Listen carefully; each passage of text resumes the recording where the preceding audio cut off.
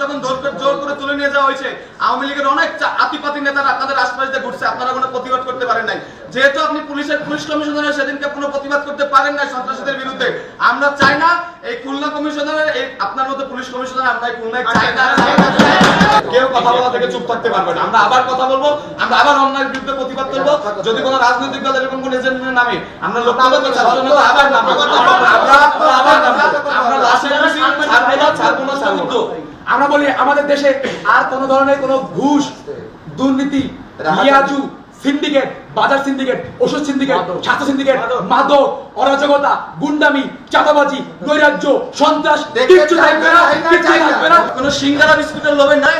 এই একটানা 35 দিনেরও বেশি সময় ধরে আন্দোলন করে তারা আমরা আতঙ্কে পুলিশের উপর করে এই দেশটাকে আমরা ঠিক করতেছি। আমি যখন শান্তিপূর্ণ মিছিল নিয়ে ফেরত যাচ্ছিলাম তখন কেন সেখানে দায়িত্বরত এপিবিএন এবং পুলিশ আমার উপর গুলি চালালো স্যার। আমার শরীরে 11টা গুলি লেগেছে, 11টা গুলি লেগেছে স্যার, 11টা গুলি, 11টা গুলি, এখানে 11টা গুলি লেগেছে।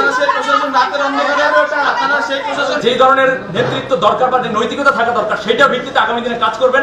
আমরা অবশ্যই প্রশাসনকে চাই, প্রশাসনকে আমরা তো কোনোভাবে ধিক্কার বা ঘৃণা জানাতে লিয়াজুভিত্তিক প্রশাসনকে ধিক্কার জানাই। জীবনকে সহজ এবং স্মার্ট করতে আপনিও নিয়ে আসুন ভিশন ওয়াশিং মেশিন, জীবনে আধুনিকতা। তখন আমরা আপনাদের আওয়ামী লীগের স্বৈরাচারের পাচার রূপ দেখেছি।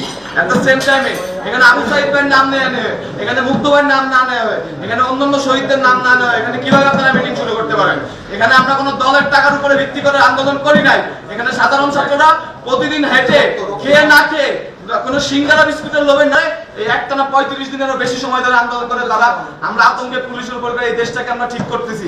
আমরা যখন দেশ সমস্যা করতেছি অরাজনৈতিক ভাবে, আপনারা তখন রাজনৈতিক দলের নেতা কর্মীদের নিয়ে এখানে কি করতেছেন? আপনার এই প্রশাসন লেয়াজু ভিত্তিক প্রশাসন, এই প্রশাসন যদি ভবিষ্যতে থাকে আমরা আশা করতেছি আমরা সাধারণ ছাত্র সমাজ আবারও একই ঘটনার সম্মুখীন হব। আবার গুলি চালাতে পারেন। আজকে আগের দিন আপনারা লীগের হয়ে গুলি চালাচ্ছেন, এর পরবর্তীতে আপনারা অন্য হয়ে গুলি চালাবেন। আপনাদের জুনিয়র অফিসাররা কেন স্বতন্ত্র কমিশন চায়? তারা কেন বলছে যে আপনারা আমাদেরকে স্বাধীন করুন? কারণ তারা জানে আবার যখন নতুন রাজনৈতিক দল আসবে, আপনারা সেই নতুন রাজনৈতিক দল যদি চাপে পড়ে তাহলে আপনারা আবার আমাদের বুকে গুলি চালাবেন। আপনারা যে গুলি চালাবেন না এর গ্যারান্টি কি আমাদের দিবেন? কোনো ছাত্রের উপরে, কোনো জনতার উপরে, নিরাপদ জনতার উপরে, কোনো মিছিলের উপরে যে গুলি চলবে না, মিছিল মিটিং স্বাধীনভাবে হবে, এর কোনো গ্যারান্টি আছে? একটা দল মাত্র রক্ত শুকাইতে পারেনি, তার ভিতরে আপনারা সমাবেশ শুরু করছে, আপনারা তাদের সাথে বসা শুরু করে দিচ্ছেন কেন? এগুলো কেন? আপনারা জবাব দিয়ে আমি বলি আমাদের যখন জোর করে তুলে নিয়ে যাওয়া হয়েছে, আওয়ামী লীগের অনেক আতিপাতি নেতারা আপনাদের আশপাশ দিয়ে ঘুরছে, আপনারা কোনো প্রতিবাদ করতে পারেন নাই। যেহেতু আপনি পুলিশ কমিশনারের সেদিনকে কোনো প্রতিবাদ করতে পারেন নাই সন্ত্রাসীদের বিরুদ্ধে, আমরা চাই না এই খুলনা কমিশনারের এই আপনার মতো পুলিশ কমিশনার আমরা খুলনায় চাই না। শুধু আপনি না, ওই দিনকে উপস্থিত সকল প্রশাসনিক কর্মকর্তাকে বদল করতে হবে। ওই দিনকে উপস্থিত সকল প্রশাসনিক কর্মকর্তাকে হয় বদলি করতে হবে, না হয় তাদের বহিষ্কার করতে হবে। আমরা কোনো লেয়াজু ভিত্তিক প্রশাসন চাই না। আমরা চাই ছাত্র জনতা মিলে একটা সুন্দর প্রশাসন হবে। সেই ছাত্র জনতা যে সরকারকে আনবে সুষ্ঠু উপায়ে, সেই সরকার ক্ষমতা আসবে। এখন আমরা ডক্টর মোহাম্মদ ইউনূসের নেতৃত্বে বাংলাদেশ পরিচালনা করবো। এখানে কোনো রাজনৈতিক দলের জন্য আমরা কোনো আপনাদের যে জুনিয়র অফিসার আছে তাদের হচ্ছে একটা বার্তা, আপনাদের যে সিনিয়র অফিসার আছে তারা পদত্যাগ করবে কি করবে না আমরা চাই না। কিন্তু বর্তমান দেশের যে অবস্থা, পুলিশ প্রশাসন রাস্তায় দরকার। আপনারা অঞ্চলে অঞ্চলে ডাকাতি, হত্যাযজ্ঞ থামান, রাস্তায় ফিরে আসেন। সিনিয়র অফিসারদের কমানো লাগবে না, আপনারা নিজ নিজ থানার আন্ডারে আপনারা কাজ করেন। প্রয়োজনে এই যে আপনাদের 11 দফা দাবি আছে, এইগুলো দেশ ঠান্ডা হওয়ার পরে, কেয়ারটেকার গভর্নমেন্ট নেওয়ার পরে আবার ঠিক করা যাবে। আমরা দাবি করতেছি এই ধরনের যারা লিয়াজু ভিত্তিক উপরের কমিশনার আছে বা ওসি আছে তাদেরকে আমরা সরাবো ইনশাল্লাহ। কিন্তু বর্তমানে দেশের যে অবস্থা, আপনার দেশের শৃঙ্খলা ঠান্ডা করার জন্য আমরা মাঠে নামি। টেবিলে থাবা দিয়ে আমি সেদিন সাহস করে বলছিলাম আপনার প্রধানমন্ত্রীকে এই 9 দফা দাবি মানতে হবে, জাতির কাছে ক্ষমা চাইতে হবে। সেদিন এসএম কামাল হোসেন যখন থাবা দিয়ে বললেন তখন কোথায় ছিল এই প্রশাসন? আমি কেএমপি হেডকোয়ার্টার নিজ দায়িত্বে কথা দিয়ে ঠেকালাম যে স্যার আমার ছাত্ররা কোনো ভাঙচুর করে না, এটা দুষ্কৃতকারী না, আপনার কেএমপি হেডকোয়ার্টারে কিচ্ছু হবে না। এই কথা দেওয়ার পর আমি যখন শান্তিপূর্ণ মিছিল নিয়ে ফেরত যাচ্ছিলাম তখন কেন সেখানে দায়িত্বরত এপিবিএন এবং পুলিশ আমার উপর গুলি চালালো স্যার। আমার শরীরে 11টা গুলি লেগেছে, 11টা গুলি লেগেছে স্যার, 11টা গুলি, 11টা গুলি, এখানে 11টা গুলি লেগেছে।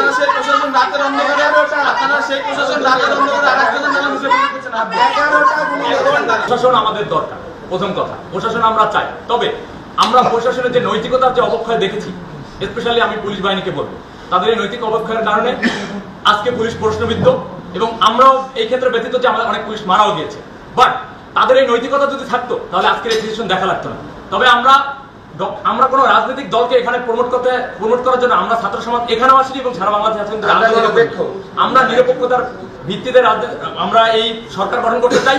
এবং পুলিশ বাহিনীকে আমরা বলবো যে আপনারা যেই ধরনের নেতৃত্ব দরকার বা যে নৈতিকতা থাকা দরকার সেইটার ভিত্তিতে আগামী দিনে কাজ করবেন।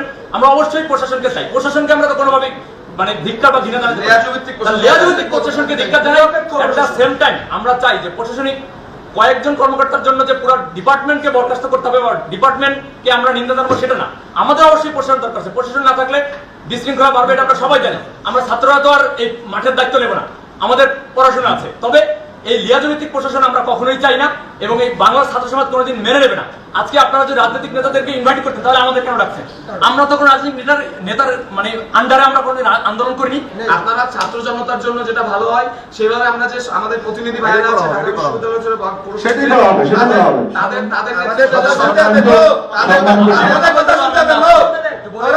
ভাই কথা বলবেন। তাদের নেতৃত্বে আজকে রাত 8টায় যে শপথ বাক্য পাঠ করবে ডক্টর মোহাম্মদ ইউনূস, আপনারা তাকে সাপোর্ট দিবেন এবং আপনারা ছাত্রদের কথা বলতে আপনারা ছাত্র জনতাকে সর্বোচ্চ সহযোগিতা করবেন। এখানে আজকে আমাদের ছাত্র প্রতিনিধিদের কাছ থেকে যতগুলো বক্তব্য এসেছে কোনো বক্তব্য না কেটে কোনোটা বক্তব্য আপনারা প্রচার করবেন। এটা বাক স্বাধীনতা, বাংলাদেশে আবার আমরা ফেরত আনছি, এই বাক স্বাধীনতা চিরকাল থাকবে। কেউ কথা বলা থেকে চুপ থাকতে পারবে না। আমরা আবার কথা বলবো, আমরা আবার অন্যায়ের বিরুদ্ধে প্রতিবাদ করবো। যদি কোনো রাজনৈতিক দল এরকম কোন এজেন্ডার নামে আমরা লক্ষ্য করবো ছাত্র জনতা আবার নামবে।